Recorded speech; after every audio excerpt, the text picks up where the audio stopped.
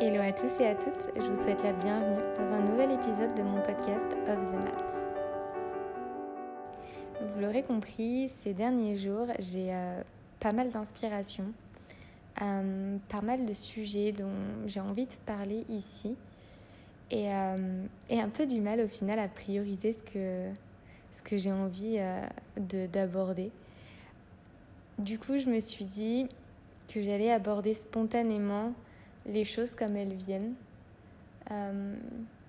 Et aujourd'hui, j'avais simplement envie de vous parler de vulnérabilité. Parce que c'est quelque chose à laquelle j'ai fait face récemment, qui m'a fait me remettre en question, qui m'a fait réfléchir sur moi-même, sur ce qu'était la vulnérabilité et sur ce que représentait cette vulnérabilité pour moi. Et dans ce voyage, dans ce travail d'autoréflexion, j'ai mis des choses à plat et j'en suis venue au final à écrire cet épisode que j'ai très envie de partager avec vous aujourd'hui. En fait, moi, je suis quelqu'un de très, très perfectionniste dans ma vie tous les jours. Je suis quelqu'un de très dur avec moi-même. Je pense être dure avec les autres, mais peut-être parce que justement, je suis très dure avec moi-même. Je suis très perfectionniste dans l'image peut-être que je renvoie de moi. C'est quelque chose que je travaille énormément à lâcher prise. Parce que je pense déjà que la perfection n'existe pas, que la perfection c'est quelque chose qui a été défini par notre société et qui du coup rentre dans une structure, dans des standards préécrits mais qui ne sont pas forcément entre guillemets une normalité ou quelque chose à quoi on devrait forcément se borner. Je suis aussi une grande perfectionniste dans les choses que j'accomplis, dans les choses que je crée. J'ai le souci du détail et c'est un bon point comme un mauvais point parce qu'il faut aussi arriver à lâcher prise sur les choses qu'on estime comme imparfaites. Donc voilà, la perfection, le perfectionnisme, c'est à la fois une qualité, mais c'est aussi un défaut. Et j'ai longtemps pensé que quand les choses que je réalisais n'étaient pas parfaites, j'étais faible, j'étais vulnérable. Et j'ai longtemps pensé que la vulnérabilité, et surtout que ma vulnérabilité, c'était une faiblesse. Et j'appuie sur le ma vulnérabilité. Et non pas pour concentrer cet épisode sur le moi et sur l'ego, mais plutôt justement pour souligner le fait que je suis quelqu'un justement de très ouverte aux autres et de très bienveillante, je pense. C'est une de mes qualités et je pense que c'est aussi important de savoir reconnaître ces qualités. Et je manque de bienveillance et d'amour propre pour moi-même. Et c'est pour ça que ma vulnérabilité a pour moi longtemps été une faiblesse. J'ai longtemps pensé que mes failles, mes blessures aussi, mes imperfections, c'était toutes des choses que je devais cacher. C'était des choses que je devais enfouir et c'était des choses que je ne devais pas assumer. C'était des choses dont je devais avoir peut-être un peu honte. Et récemment, j'ai pris conscience de la puissance, de la vulnérabilité, de notre vulnérabilité et bien sûr de ma vulnérabilité. Et j'ai aussi compris et pris conscience que me mettre à nu et mettre à nu mes imperfections, c'était au final quelque chose qui était nécessaire pour guérir, pour grandir. Mais au-delà de ça, que c'était quelque chose avec lequel j'avais encore beaucoup de mal. Et parenthèse, on est tous des work in progress. On est tous dans un chemin de construction, dans un chemin de transformation. Moi comme vous. Et quand je vous partage des choses, c'est des réflexions personnelles, c'est des partages d'expériences, mais c'est pas des leçons. Ça ne veut pas forcément dire que ces choses que je partage avec vous, c'est forcément des choses que moi-même j'ai atteint. Ça peut être des choses sur lesquelles je travaille encore, parce que je pense que dans tout ce qui est développement personnel et dans tout ce qui est développement spirituel, il y a un critère temps qui est très long, pour pas dire qui dure une vie, et c'est aussi ce qui fait la beauté de ce processus. Et face à cette difficulté à mettre à nu ma vulnérabilité, je me suis posée. Et puis comme vous savez, ce que j'aime bien faire, c'est écrire. Donc j'ai sorti mon notebook et puis j'ai écrit. Et j'ai mis des mots sur ce que je ressentais. J'ai mis des mots sur pourquoi je le ressentais de cette manière. Pourquoi je ressentais ces émotions-là en particulier et pas d'autres. Et quelles étaient ces questions que je pouvais me poser au final pour apprendre et pour grandir de tout ça.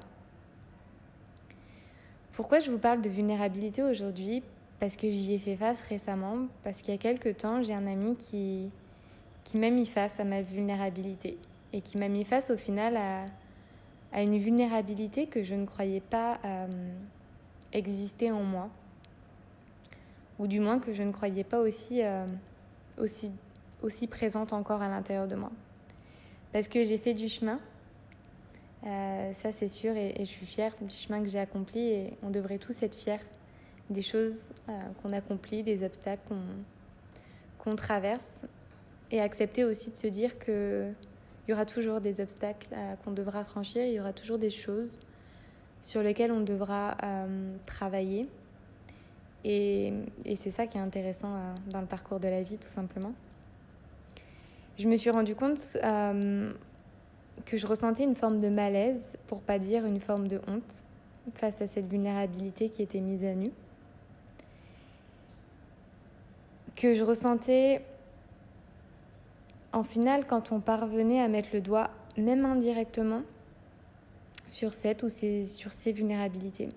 Quand je dis indirectement, ça veut dire que potentiellement, la personne en face de vous ne va pas forcément dénoter qu'elle a mis le doigt sur une vulnérabilité, mais vous, à l'intérieur de vous, vous savez, il y aura un peu cette montée d'émotions, cette montée d'adrénaline que vous allez ressentir en vous disant « mince, je me sens à poil ». Parce que se montrer vulnérable, au final, c'est quelque chose qui nécessite, je pense, beaucoup de courage, beaucoup de force. Et étrangement, sur le coup, quand j'ai été mise à nu, je me suis sentie un peu rabaissée. Et quand on se sent rabaissé, c'est nécessairement que notre ego a été touché, notre dignité peut-être aussi un peu. Mais il y a une chose que j'ai appris, c'est mettre mon ego de côté. Je pense que arriver à prendre du recul, arriver à prendre de la distance sur soi, c'est un long travail, c'est un gros travail. Et quand on y parvient, c'est un peu de cette manière en fait qu'on peut arriver à grandir et à s'améliorer. Et face à cette situation, je n'ai pas vraiment en fait essayé de contrecarrer avec un argument, vous savez, un peu inutile. J'avais envie, mais je l'ai gardé pour moi parce que je me suis dit que ça ne servirait pas la situation, que ça ne servirait pas la discussion et qu'au final, ça ne me servirait pas à moi pour grandir. J'ai tout simplement laissé cette personne parler, je l'ai écoutée. Même si il y avait beaucoup de ses propos qui pouvaient vraiment me toucher, qui pouvaient toucher ma sensibilité. J'ai essayé de me dire sur l'instant présent, parce que quand on est face à l'instant présent, on est face à ses émotions. Et je pense que c'est quand même très dur d'arriver à contrôler ses émotions à l'instant T et à vraiment avoir du recul, vraiment aussi rapidement.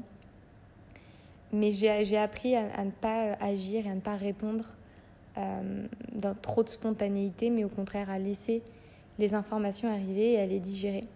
Et un peu avaler mon ego, avaler mes émotions et ma sensibilité. Parce que pour moi, accepter une forme d'imperfection, c'est quelque chose qui est assez difficile à entendre. Pour autant, ça ne veut absolument pas dire que je me sens ou que je me crois parfaite, loin de là. C'est juste que quand on se met face à ces imperfections, quand on est face à nos faiblesses, quand on est face à notre vulnérabilité, c'est des choses qui sont quand même difficiles à entendre.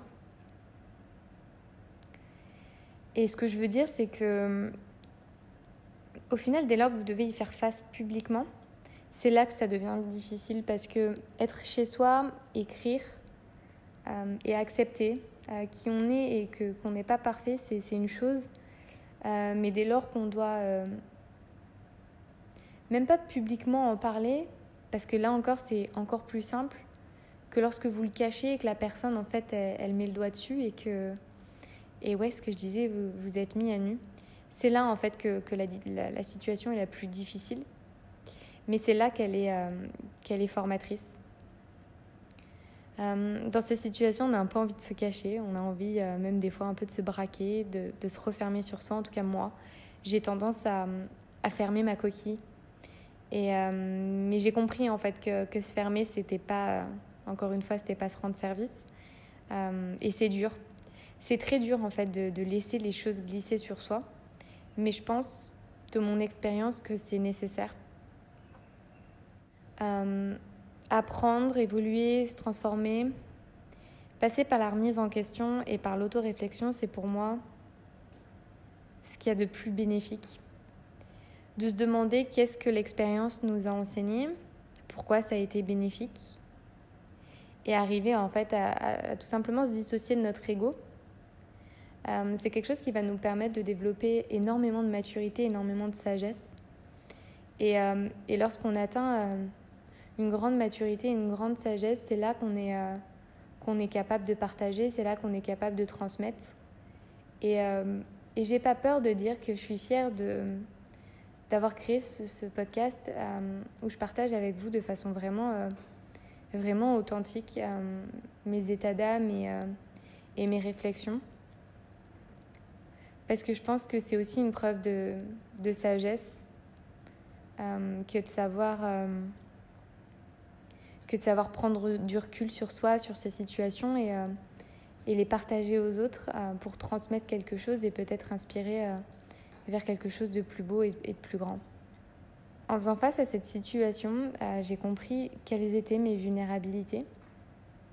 Et j'ai compris aussi que ces vulnérabilités, ce n'étaient pas des faiblesses. Ces vulnérabilités, c'était en fait des cicatrices de mes blessures passées.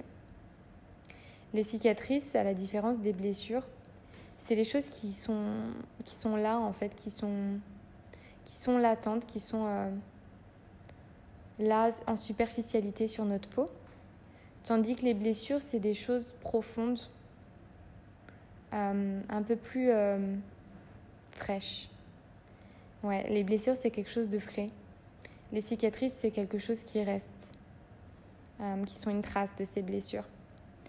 Des blessures qui sont forcément le signe d'expérience, et d'expérience à la fois transformatrice.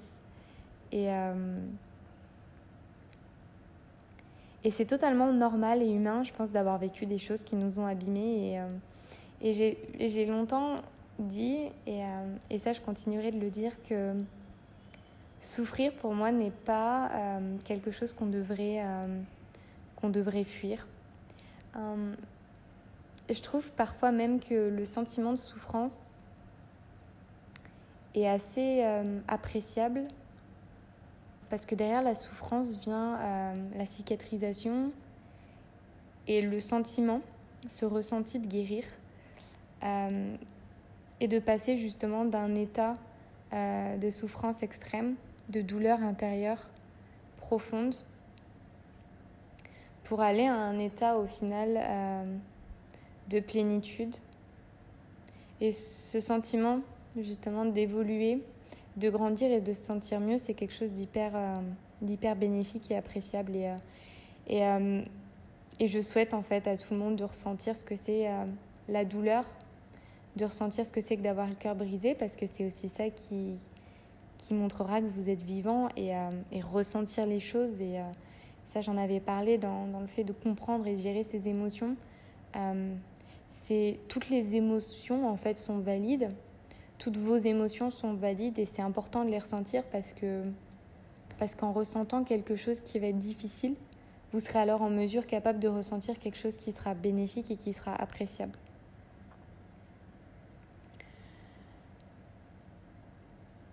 Donc je disais que c'était humain d'avoir vécu des choses qui nous ont abîmés et donc humain de garder les cicatrices aujourd'hui. Ça ne veut pas dire que vous devez continuer à vivre avec ces cicatrices jusqu'à la fin de votre vie. Elles seront toujours là, mais ça ne veut pas pour autant dire que vous êtes tiré vers le bas par ces cicatrices et par ces blessures. Parce que si vous restez bloqué là-dedans, au fond, ça reste des freins à votre développement personnel et à votre épanouissement réel. Je pense qu'avoir le courage de s'y confronter, c'est quelque chose qui va nous aider à grandir et à guérir pour de bon et à devenir au final une version encore plus belle et encore meilleure de nous. Donc se plonger dans ce qu'on a vécu, se plonger dans ses émotions, se plonger dans sa vulnérabilité, dans ses vulnérabilités, c'est hyper bénéfique parce que même si c'est difficile de confronter tout ça, ça permet clairement de se mettre à nu et ça permet de mettre le doigt sur des choses qu'on a pendant un temps mis de côté, qu'on a pendant un temps enfouies, de les ressortir à un moment où on est prêt à y faire face pour vraiment les guérir. De toutes les rencontres qu'on a fait et que moi j'ai fait, il y a au moins une chose que je retiens. Toutes les relations que j'ai vécues, amoureuses ou amicales, j'ai toujours gardé une leçon, que je pouvais en tirer quelque chose de positif. Je crois profondément en la loi de l'univers. Je crois que l'univers nous fait croiser le chemin d'individus spécifiques et qu'il n'y a jamais vraiment de hasard. Que quand quelqu'un rentre dans ta vie, il y a une raison à tout ça. Que cette personne reste d'ailleurs ou que cette personne soit juste de passage, cette personne va être là pour t'enseigner quelque chose, soit dans tes relations aux autres, soit dans ta relation à toi-même. Et d'ailleurs, peut-être que toi aussi, tu es là pour enseigner quelque chose à cette personne. Fondamentalement, il y a dans une relation deux personnes et l'univers l'a aussi amené à te rencontrer. Et à cette rencontre, il y aura toujours une raison des deux côtés. Et cette discussion que j'ai eue avec cette amie, au final, qui m'a mis face à ma vulnérabilité et qui, au final, est un peu la raison de ce podcast. Mais c'est aussi la raison qui m'a fait me poser la question de ce qu'étaient mes vulnérabilités. Et je trouve ça très beau. Parce que c'est ce que j'ai tiré de cette relation. Me rendre compte, avec beaucoup d'humilité, que j'avais encore un long travail à faire sur moi-même et notamment sur ma quête de perfection. Et de cette perspective, j'encouragerais n'importe qui à ne jamais laisser son ego prendre le dessus, mais au contraire à prendre du recul, peut-être de la distance même si c'est nécessaire. Et c'est ce que j'ai fait. Quand je dis de la distance, c'est de la distance aussi physique avec cette personne. Parce que c'est difficile d'admettre sa vulnérabilité et ensuite d'aller faire face à la personne et de faire comme si de rien n'était. Donc c'est ok en fait de prendre de la distance avec ces personnes qui peut-être nous ont fait nous sentir mal pour peut-être plus tard y revenir ou pas. Et c'est ok. C'est ok parce que comme je dis, il ne faut pas rester accroché à des relations sous prétexte qu'on n'a pas envie de lâcher prise. Comme je vous disais, il y a des relations qu'on va construire et qui vont être plus court-termistes parce qu'elles ont vocation à être court-termistes. Toutes les personnes que vous allez croiser dans votre vie ne seront pas forcément des personnes avec qui vous allez passer des années à partager et à échanger. Pour ma part, j'ai 3-4 amis que j'appelle amis, vraiment parce que c'est des personnes avec qui je traverse les années. Et puis il y a toutes ces personnes dans ma vie que je vais croiser et qui vont m'apporter cet enseignement. Et j'ai appris justement à lâcher prise sur ces relations-là en me disant que ce n'était pas forcément des échecs relationnels ou sociaux, mais que c'était juste des personnes qui avaient croisé mon chemin pour m'apprendre quelque chose sur moi et sur la vie. Donc je vous encourage en fait à chaque fois que vous faites face à une relation peut-être un peu plus difficile, à vous demander ce que cette relation vous apporte, pourquoi cette relation est difficile, à quoi elle vous fait faire face par rapport à vous-même, et à remettre tout ça à plat et en perspective pour au final se pardonner et se dire que l'on n'est pas parfait, que personne n'est parfait et que c'est humain. La société nous inculque au final que notre succès, que notre valeur, elle va dépendre de ce qu'on va accomplir. Alors qu'intrinsèquement, au final, peu importe ce qu'on va accomplir, que ce soit en termes de quantité ou de qualité, peu importe ce que vous allez accomplir, le simple fait d'exister nous donne de la valeur. Et cette valeur, c'est quelque chose qu'il faut cultiver, mais surtout qu'il faut embrasser. Personne n'est parfait. Je suis d'ailleurs pas là pour faire un auto-disclaimer d'ailleurs. Je ne suis pas parfaite, vous n'êtes pas parfait et on n'a pas envie d'être parfait parce que c'est ennuyeux. C'est hyper ennuyeux d'être parfait. Ce qu'on a envie justement, c'est de la singularité, c'est de la vulnérabilité, c'est de l'authentique. Mais ce que je veux dire en fait, c'est que c'est ok d'avoir des failles, c'est ok de ne pas être soit noir soit blanc, et c'est aussi ok d'apprendre à vivre dans le gris, dans l'entre-deux. Se pardonner, ça ne veut pas dire se déresponsabiliser. Se pardonner, c'est prendre du recul sur toutes ces remises en question que vous allez faire, c'est se demander de quelle manière on peut sortir plus grand de ces enseignements et d'être bienveillant avec soi-même. De se dire ok, j'ai ressenti ça, ok, je suis comme ça, mais c'est ok et je me pardonne d'être comme ça. Ça n'entache pas pour autant qui je suis et ça n'entache en aucun cas ma valeur. Être vulnérable, c'est pas être faible, c'est être tout simplement humain. Je ne suis pas parfaite, tu n'es pas parfait ou parfaite, et nous ne sommes pas parfaits, et c'est ok. J'espère que cet épisode t'aura plu et qu'il t'aura inspiré. Je te remercie de ton écoute et je te dis à très vite dans un nouvel épisode de mon podcast Off the Mat.